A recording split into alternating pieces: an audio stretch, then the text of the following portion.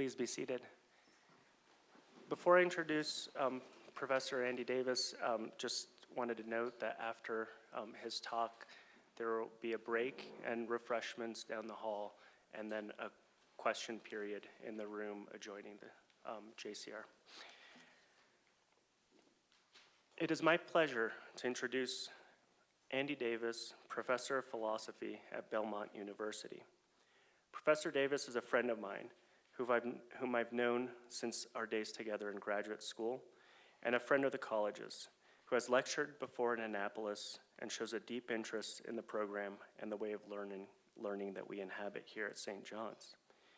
He is the author of several articles on German idealism, as well as the book Hegel on Pseudo-Philosophy, reading the preface to the Phenomenology of Spirit, a text which seeks to show what Hegel understands by philosophy in a true Hegelian fashion, that is, via determinate negation, by explaining what philosophy is not for Hegel. This book, which I recommend to all of you interested in Hegel, displays two principal virtues we hope to instill at the college: close reading and the asking of big questions. The book asks the wide-ranging question, what is philosophy, through a meticulous analysis and interpretation of Hegel's difficult preface. Tonight, his talk is entitled Hegel's Rhythm, Speculative Thinking, and the Relationship Between Philosophy and Poetry. Please join me in welcoming Professor Andy Davis.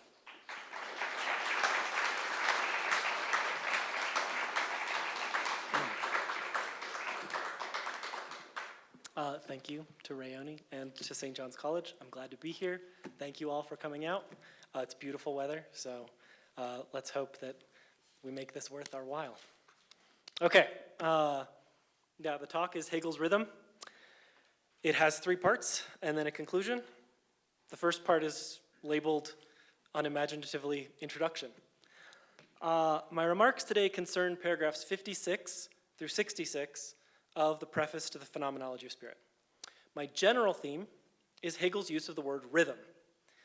In paragraph 56, Hegel claims that necessity, which is often taken to be something fixed and unchanging, is better grasped as, quote, the rhythm of the organic whole. The whole sentence is, quote, 1 on the handout. Against the thought of the whole as a timeless, motionless substance, governed by eternal laws, Hegel counterposes the thought of a dynamic, moving whole. What's more, the whole moves in a distinctive way, and this way that it moves, this rhythm, is what grounds the thought of necessity.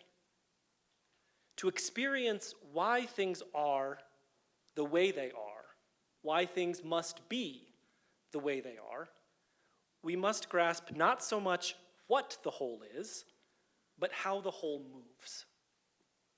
To say that rhythm grounds necessity suggests that the parts within the whole are not knowable alone as discrete units.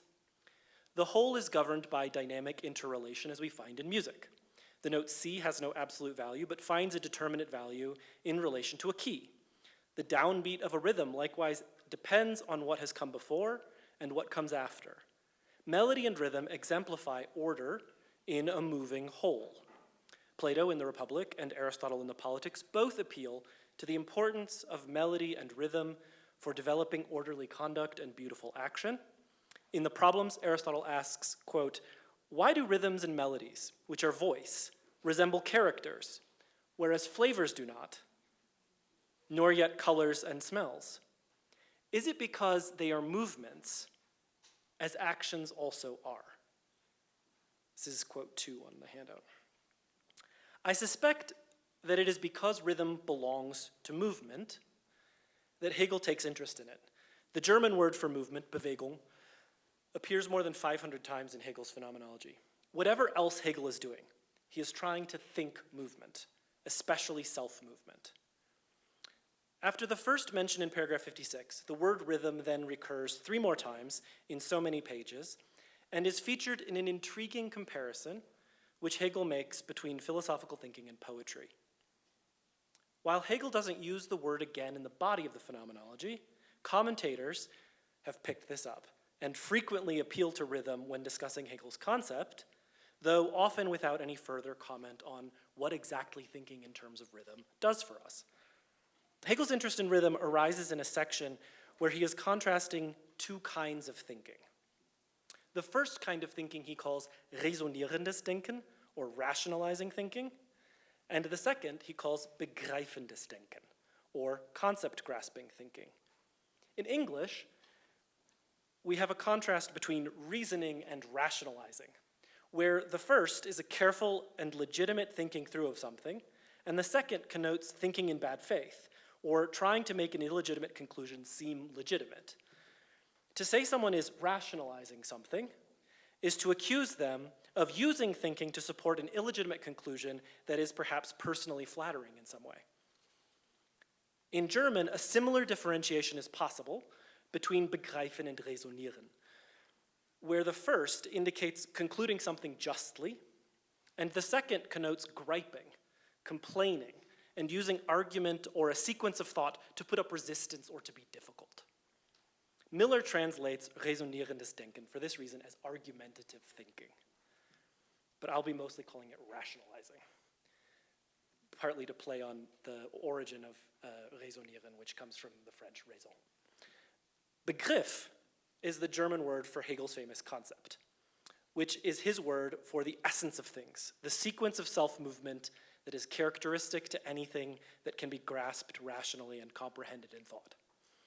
Begreifen is a verb that means to comprehend, and Begriff is the noun form that corresponds to it. Both derive from greifen, to grasp, with the hand, literally. So begreifendes Denken and concept-grasping thinking is the highest kind of thinking for Hegel.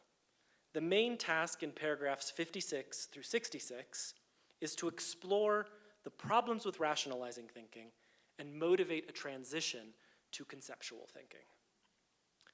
Hegel distinguishes these two forms of thinking as two different attitudes toward the content of thought. Rationalizing thinking considers itself independent from and superior to what it thinks. When Seneca advises us to simply change our judgment about the death of a loved one so that we are not brought to tears, he is suggesting that thinking is independent from and can exercise total control over what it thinks. Skepticism likewise empowers the form of thought and expects it to be able to suspend assent to the content of thought.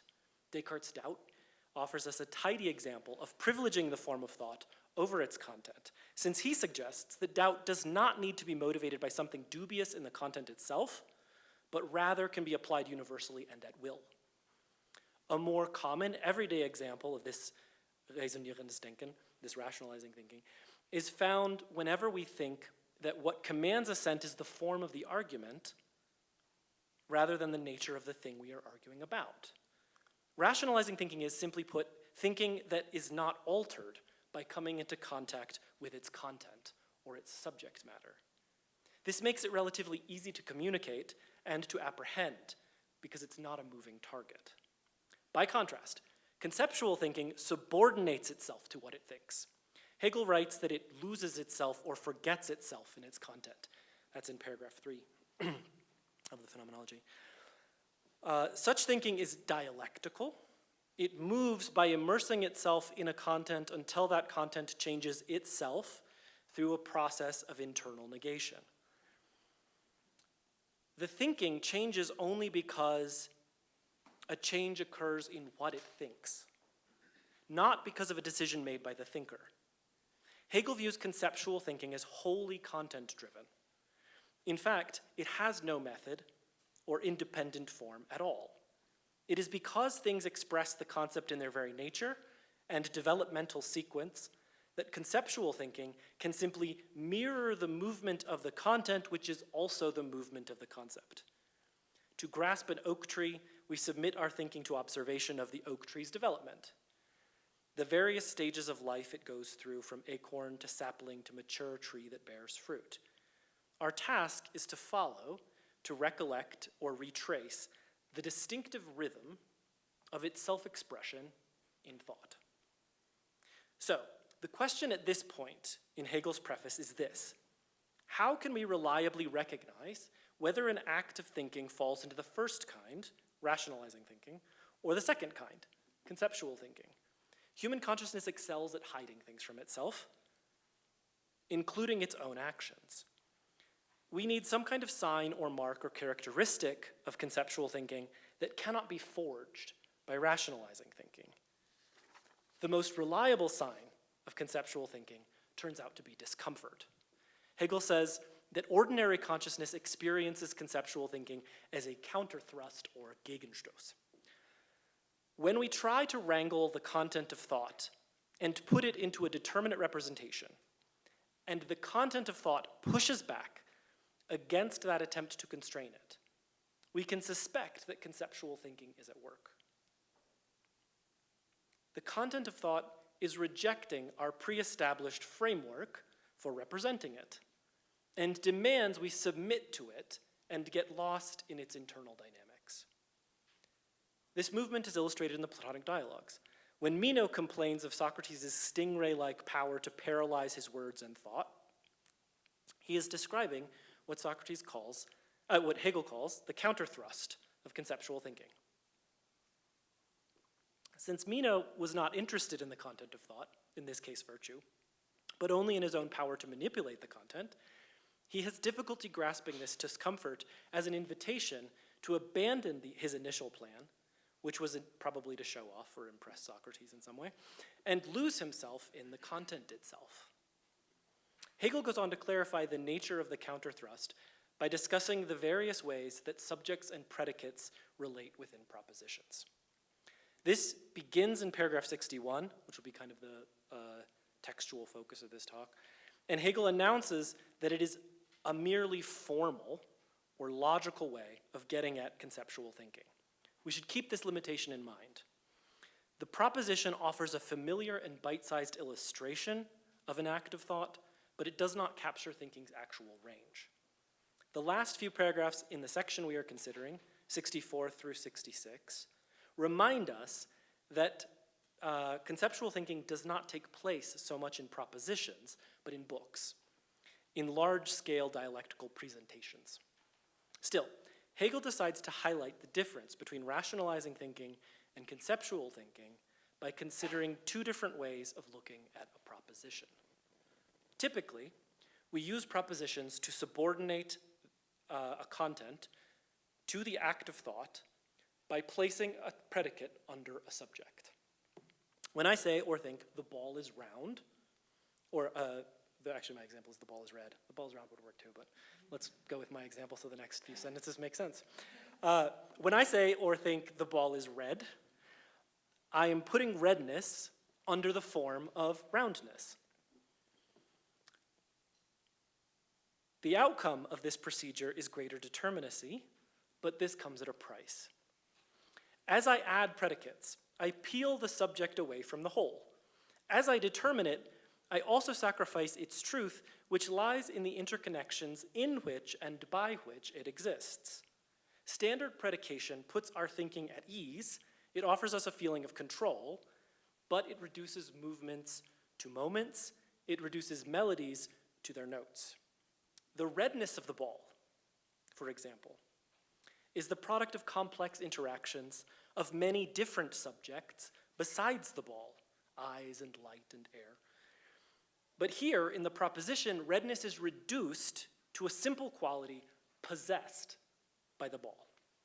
Yet Hegel notices we can also experience individual propositions as counterthrusts. When we do, Hegel calls them speculative propositions or philosophical propositions. He uses those words interchangeably.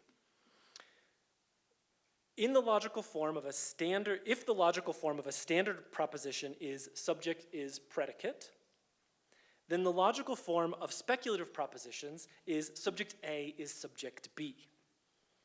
Hegel gives two examples. God is being, and the actual is the universal. What is important here is that the second term after the copula asserts itself as equal to the first term. God and being are both subjects. Neither is merely a quality that belongs to the other. Expressed ontologically, a standard proposition gives us an independent substance and a dependent accident that relies on the substance for its existence. There would be no redness if there were no ball. On the other hand, a speculative proposition gives us a tension between two substances, which refuse to be reduced to one another and yet are expressed in the proposition as unified. The function of the copula, the is, in the proposition is to unify what lies on either side of it. The union of a substance with its accidents makes sense. The accidents are in the substance. But where is the union between two independent substances? In some third substance? But then they wouldn't be substances at all. They would be accidents or properties of that third substance. Classical arguments for monotheism depend on this intuition and conclude that ultimately there can be only one truly independent being, only one substance, in the proper sense of that term. All this is to say that the unity of the speculative proposition is a problem for us. And so thinking experiences it as a repulsing force, a counterthrust. Okay, part 2, meter and accent. So that's all the sort of background in the paragraphs leading up to 61 that help us see, I hope, what is at stake, what is Hegel concerned about here, what's he trying to do with this comparison between philosophy and poetry. In order to account for conceptual thinking, Hegel introduced us to the pushback of the speculative proposition. But now he must account for the kind of unity that can take place between two independent subject substances. This, I think, is where rhythm comes in. Hegel attempts to help us grasp the elusive movement of unity through tension that is central to conceptual thinking by comparing it to poetic rhythm in paragraph 61. This is quote 3 on the handout. It is a long quote, and we'll be working through the first part of it for a while and then eventually come back to the second part of it. Quote, "This conflict between the general form of the proposition and the unity of the concept that destroys it is similar to the conflict that takes place in rhythm between meter and accent. Rhythm results from the floating center and the unification of the two. So too, in the philosophical proposition, the identification of subject and predicate is not meant to destroy the difference between them, which the form of the proposition expresses. Instead, the unity emerges as a harmony. The form of the proposition is the appearance of the determinate sense or the accent that differentiates its fulfillment. But because the predicate expresses the substance and the subject itself falls into the universal, this is the unity in which the accent dies away." All right, there's a lot here. Let's start with poetry and this distinction Hegel makes between meter and accent. Many people simply equate the rhythm of a poem with its meter, but this is an oversimplification. The distinctive rhythm of a poem results from the tension between the poem's metered stresses and the stresses arising from the natural accents of spoken language. So, in iambic pentameter, the metrical stress should fall on the second syllable of the foot. To be or not to be, that is the question. In the first 3 feet, the metrical stress and the natural accent stress probably align. But in natural speech, we probably wouldn't accent the is in the 4th foot. And stressing it, we probably wouldn't accent the is in the 4th foot, but rather the that. That is the question. But that is the first syllable of the 4th foot, and stressing it would make the foot not an iamb, but a trochee, stressed, unstressed. Further, we can see that the 5th foot has an extra 3rd syllable, which is also in tension with the official meter of iambic pentameter. And yet, it is precisely these little tugs away from the official meter that impart to this and Shakespeare's other lines a living rhythm. Strict adherence to the meter without any tension that comes from the conflicting accents of natural speech becomes sing-songy or mechanical. This is not only boring, but completely ignoring natural accents can hinder comprehension. If actors recite Shakespeare's verse in strict iambic pentameter without deviation, we can have a difficult time following what they are saying, since our natural accents often fall on words that need to be stressed because they are important or because they prevent confusion, such as when I stress the first syllable in I'm going to do it to indicate that I, rather than someone else, will do the task, or I'm going to do it in order to stress that I'll eventually get around to doing it. And envelope and envelope are two different words with different meanings, and they are written differently, but if it weren't for the difference in stresses and vowel length, they would sound the same when spoken. Indeed, Hamlet tells his players within a play, the players in his play within a play, to recite the words trippingly on the tongue. He seems to mean, at the very least, that recitation should not be wooden or labored. In Henry IV, Part 1, Hotspur tells us that the mincing poetry of same-meter ballad mongers pains him. Quote, "'Tis like the forced gait of a shuffling nag." End quote. A flowing rhythm is not the product of meter alone, but of meter tempered by natural accents. If we look at Hegel's lectures on aesthetics, we find that he confirms and expands this idea there. In the section on versification, he discusses rhythm at length. There, he remarks that accent is not alone in enlivening the meter and producing organic rhythms.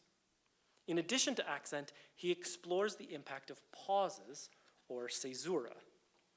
This is quote 4. Quote, "But the really animating thing in rhythmical time measure is introduced only by accent and caesura, which run parallel with what we came to recognize in music as the rhythmical beat." Hegel notes that without caesura, without pauses, the meter would run on in an undifferentiated way, and we would get no smaller units, no phrases or lines or stanzas in which to recognize beginnings, middles, and ends. Without initial, medial, and terminal caesura, pauses at the start, the middle, and the end of a unit of meaning, there would be no sense of wholeness.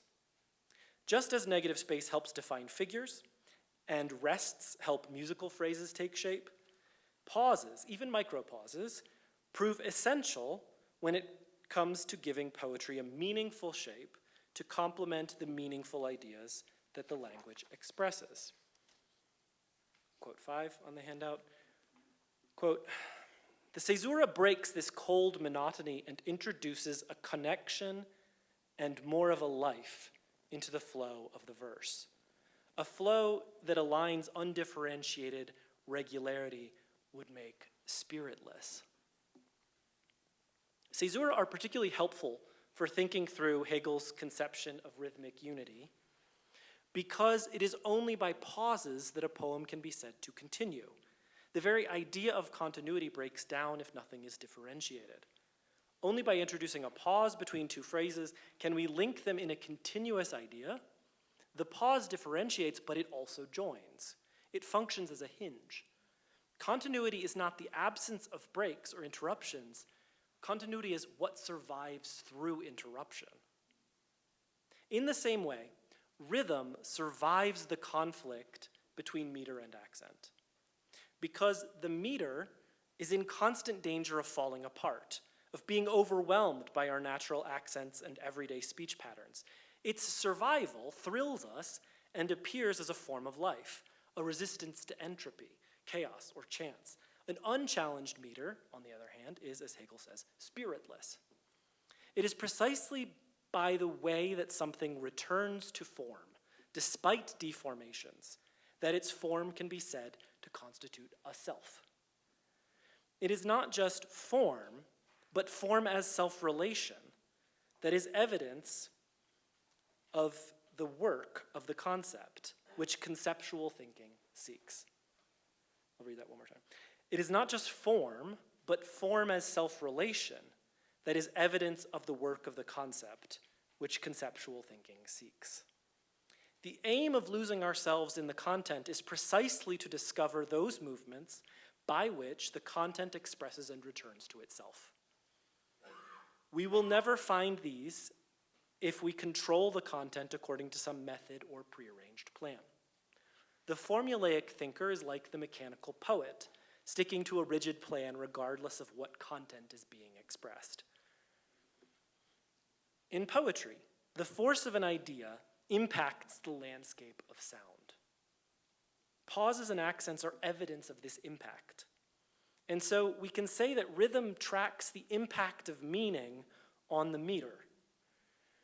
As the otherwise uniform landscape of sound is bent out of uniformity, it actually takes on a shape, the shape of an idea.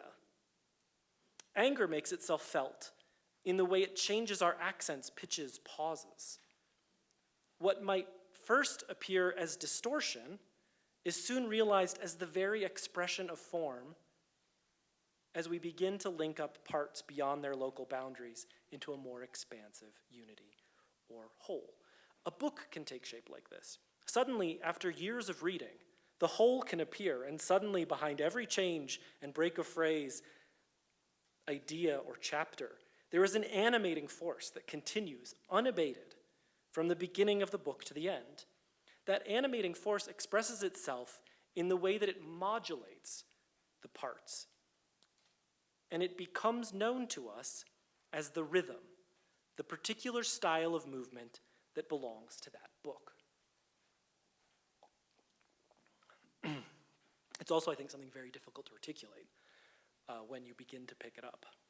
Aristotle, for example, has a certain style of digression that appears to break the flow of thinking for first-time readers, but as we become more experienced in reading with him, we may find that the digressions actually continue and enliven the rhythmic flow of his thinking. The unity of the whole is expressed precisely in the way that it distorts an otherwise indifferent medium. This is the magic trick that Hegel calls the floating center, the schwebende Mitte. That species of wholeness that is called floating, I suggest, because it is not in any one place. It is not in any one place because it is exerting influence on them all. Incidentally, it is because Adorno defends a similar definition of conceptual thinking, which submits to and loses itself in its content, admittedly for different reasons than Hegel, that Adorno, recognizes wholeness only in what he calls force fields, networks of opposing forces whose tensions hold them together. How does rhythm help us understand the kind of unity presented by the speculative proposition and conceptual thinking? By hovering between overdetermination and underdetermination, the Goldilocks we call rhythm moves and keeps time in a flexible but shapely way.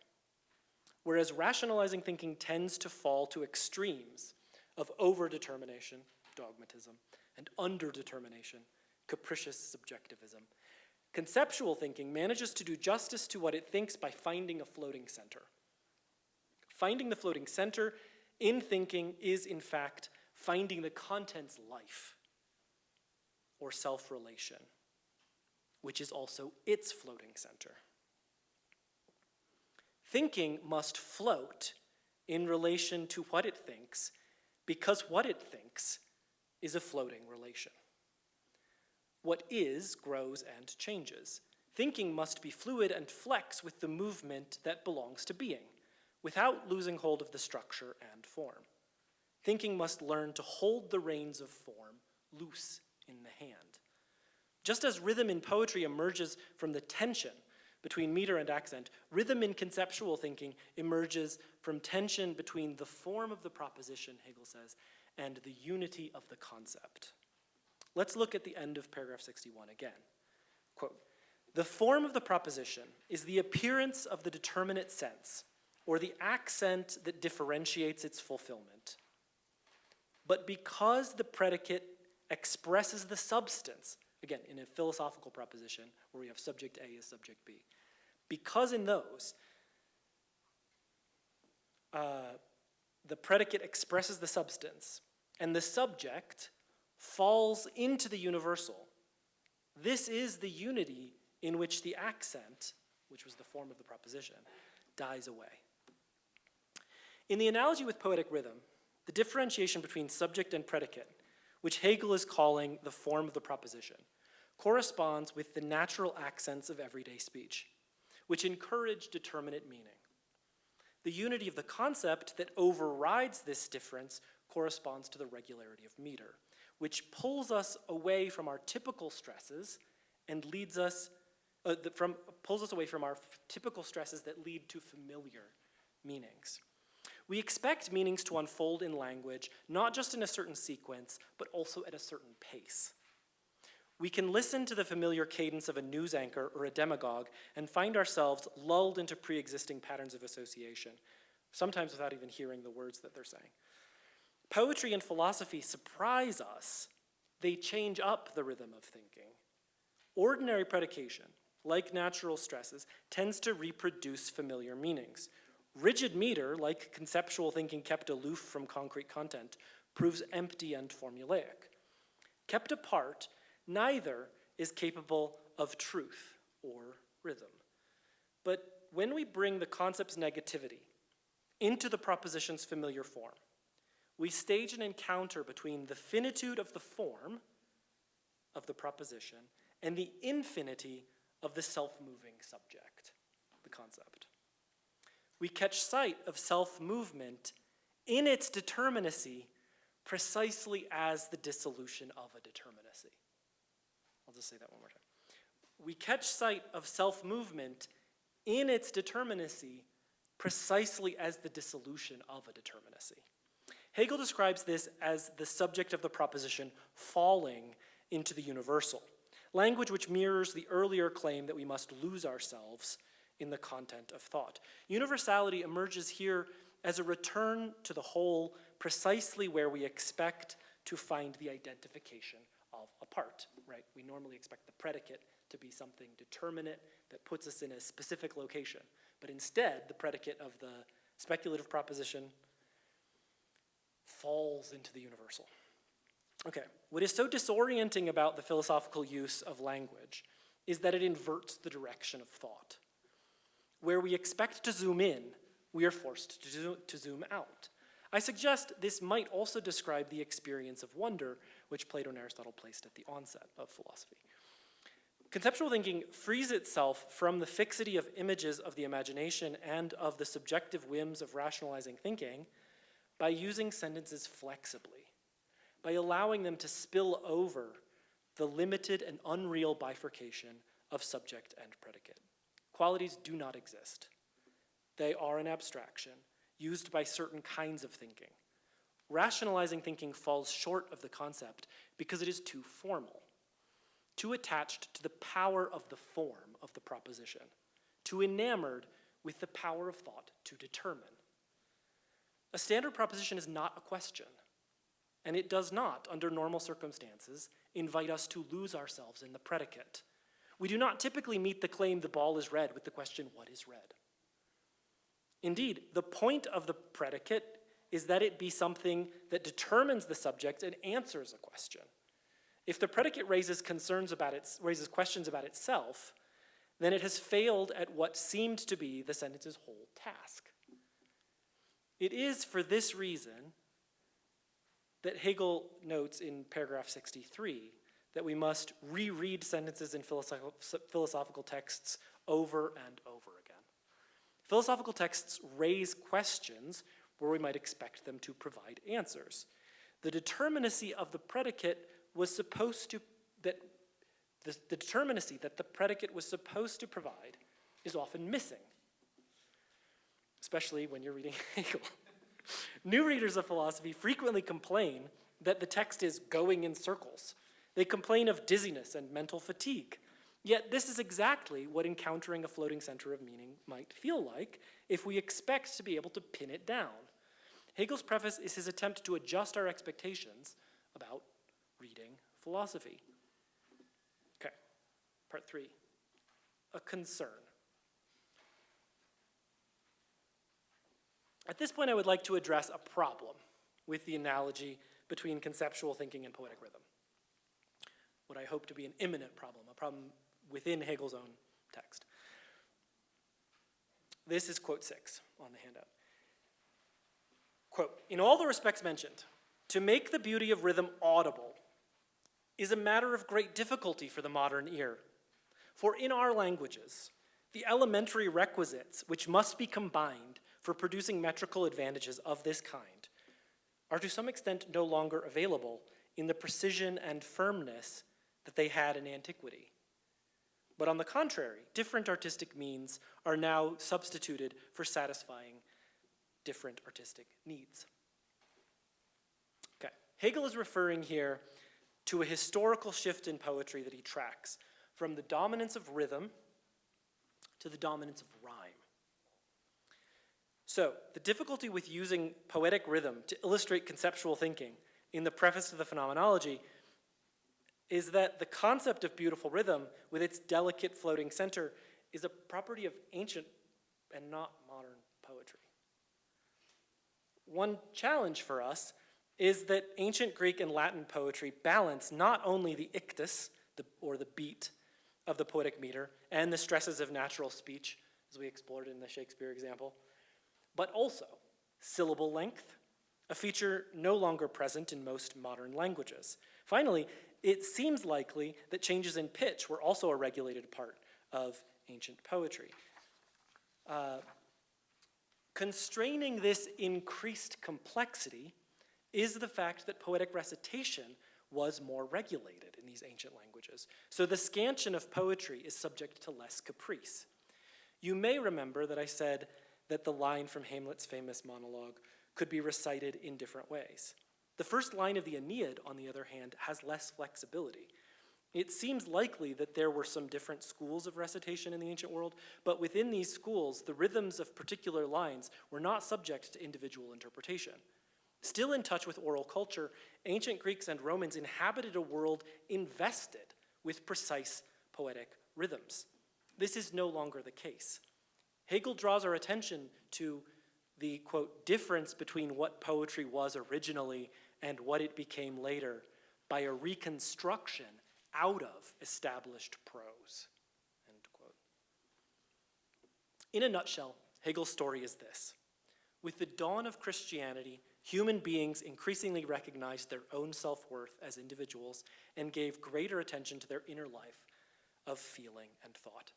Augustine's Confessions are a good example of what Hegel has in mind here.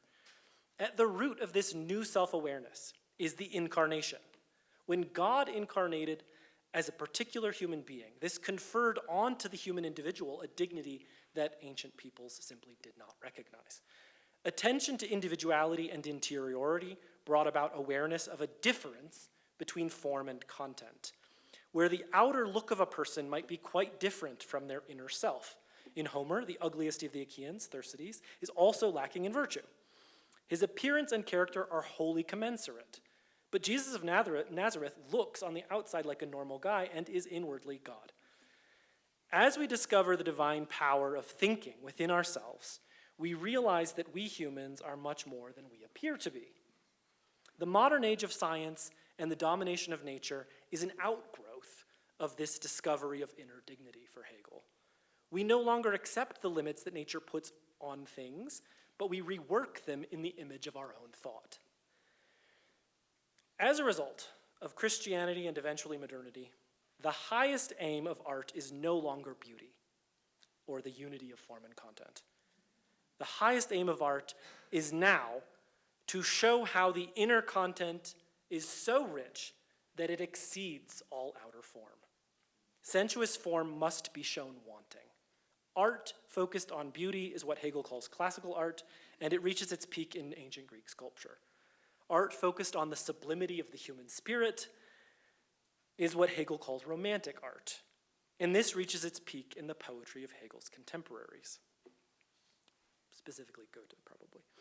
The upshot of this story is that ancient poetry aimed for beauty, harmony of form and content, and achieved this with fine rhythms that balanced the competing demands of metrical beat, syllable length, syllable accent, and pitch with its representational content. As a side note, there's a beautiful book by Paulo Vivante called Homeric Rhythm, where he has lots of examples in Homer of this kind of thing, of, say, Homer drawing out a phrase in order to give its pacing a sort of rhythm that's commensurate with that moment in the narrative or that content that it's trying to express.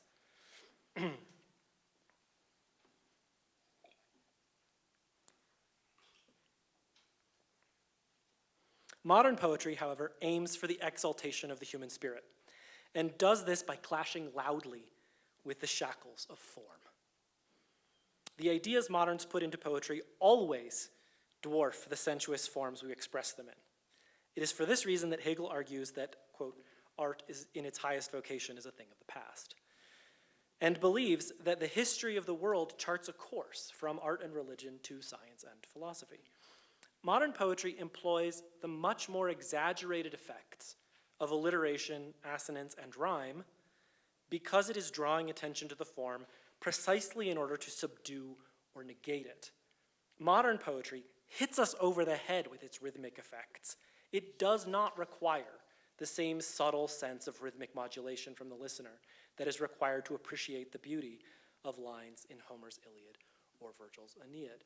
Whether Longfellow's Hiawatha succeeds in realizing beautiful dactylic hexameter in modern English, I leave to those of you who know the rhythms of Homer or Virgil well enough to judge. Hegel's account suggests that that is not possible. The point is that our relationship to language has changed. That we have lost touch with a fine and precise sense of rhythm is not accidental. It is part of a much larger historical change that Hegel is charting in the aesthetics, namely the discovery of interiority and the rise of prose and spirit's evolution from art to science. Growing up with prose teaches us to think about language primarily in terms of its content, rather than the aptness and balance of its form. Hegel sees this as an inevitable consequence of the spiritual evolution of human beings. Modern poetry exists as an adjunct to prose in modern cultures. It actually supports the same emphasis on content that prose does, albeit by stressing and negating rather than ignoring it. All of this leads us to ask whether Hegel's analogy in paragraph 61 is actually helpful for his audience. Truly grasping this point about rhythm and its floating center would require that we, like Hegel, had immersed ourselves in the study of ancient Greek and Latin poetry. This is certainly possible, but it proves a poor analogy for a general audience. The modern deafness to rhythm may well have hindered our ability to grasp Hegel's dynamic conception of thinking. Self-moving thinking floats in equilibrium between subjectivity and objectivity, an equilibrium that can be felt but cannot be directly represented. It is a floating center, but each representation of it has to commit to a determinate location for that center. The transition from rationalizing thinking to conceptual thinking has proven even more difficult than Hegel anticipated. The phenomenology demands an audience with an ear for epic and a mind for modern philosophy. Yet, as Hegel himself explores, these two habits of attention are at odds with one another. To feel the flow of the whole and to analyze each of its parts at the same time proves difficult. Hegel overestimates his audience in a number of regards, and while it is awfully kind of him to think us so capable, it has impacted the reception of his work negatively. Reading through Hegel's work chronologically, we can see his awareness of his audience's deafness to the concept grow. This awareness reaches a peak of despair in the final text from his pen, namely the last sentence of the second preface of The Science of Logic, written in 1831, months before his death. There, Hegel wonders whether the pressures of modern life leave, quote, any room for participation in the passionless calm of purely thinking knowing, end quote. The entire passage is quote 7 on the handout. Part 4, conclusion.